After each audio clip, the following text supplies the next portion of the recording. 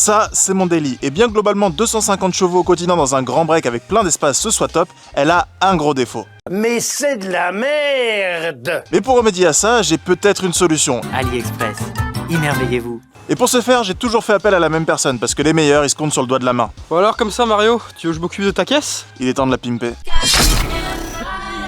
Ouais Mario, on m'a dit que tu voulais du gros son et du CarPlay, alors je t'ai trouvé un truc vachement exotique. Inspiré du meilleur design de la West Coast, la tablette et le faisceau électrique. Allez, on t'installe ça dans ta caisse. Bon, déjà, en premier lieu, faut démonter tout ce gros tas de merde. Ensuite, on démonte l'ancien poste.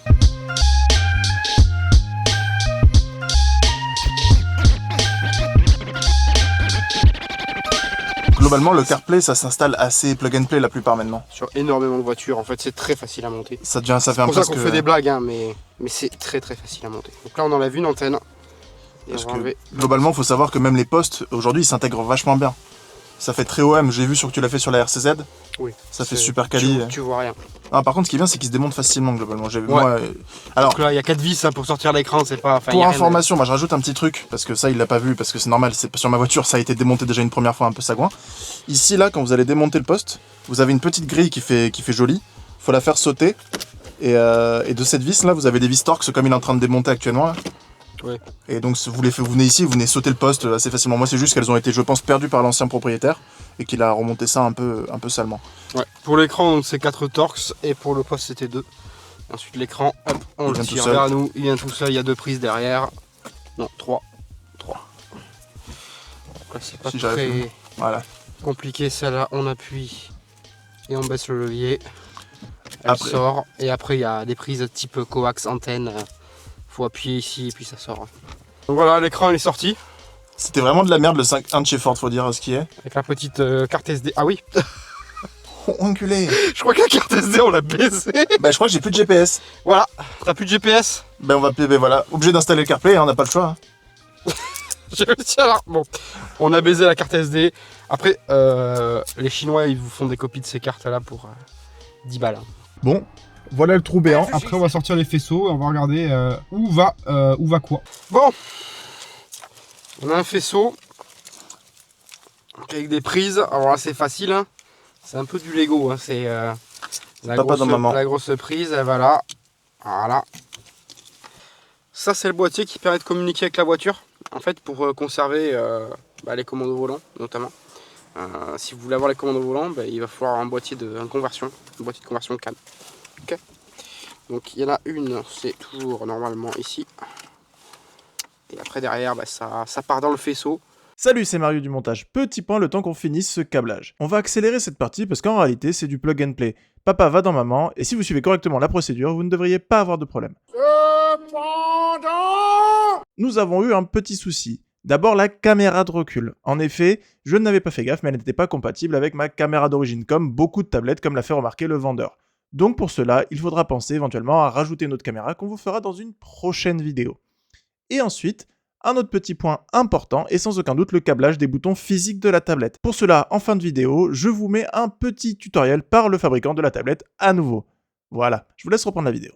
La tablette sur le système CarPlay, pour la fixation de la tablette sur le support en plastique, c'est pas compliqué. Bon, déjà faut la mettre dans le bon sens. Donc l'endroit où on a les boutons, c'est vers le bas. Ok. Et ensuite la tablette, hop, on la pose comme ça. Et il doit y avoir 6 vis à monter, donc pas compliqué. Hein. Il y a les vis. Tu les as ? Dans le petit sachet.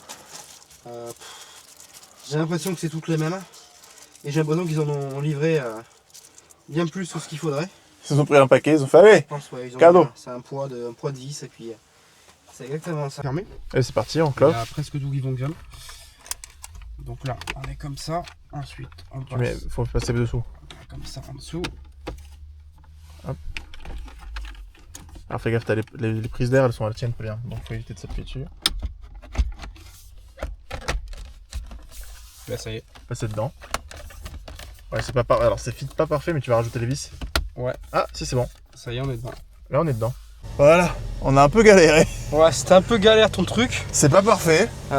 Comme beaucoup de kits chinois, à un moment ou à un autre, va falloir demander aux Chinois la notice. Hein, parce que les mecs, ils pensent qu'on peut tout deviner. Mais 90% des fonctions sont OK.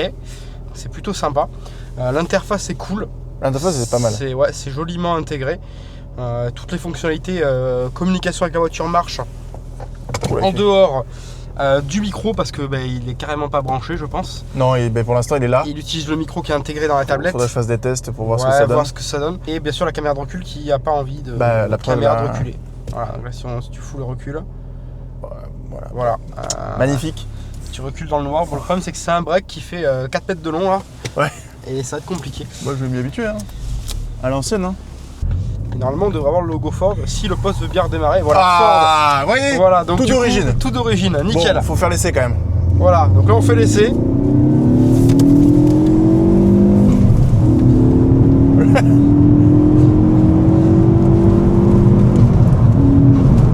Enculé. Il faut pas se mentir, c'est un véhicule qui marche quand même bien. Relativement. Oh, on est à une bonne limitation de vitesse là.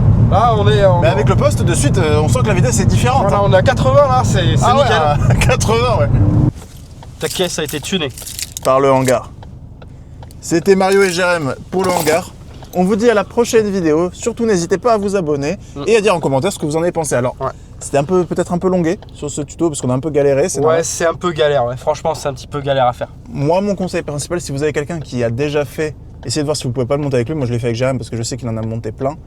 Si jamais vous voulez faire vous-même, je pense que je peux le faire. Mais faut être plus vigilant, y aller tranquille, étape par étape. C'est ça. On a été un peu bourrin, faut dire un peu le terme. Ouais. Allez, ciao. Ciao. Kit 1, connect the kit 1. Kit 2, connect the kit 2. The eye is connect the eye. Is the second one. Yellow, orange, connect. The black one is connect the GND that one. Then connect out is run the power button.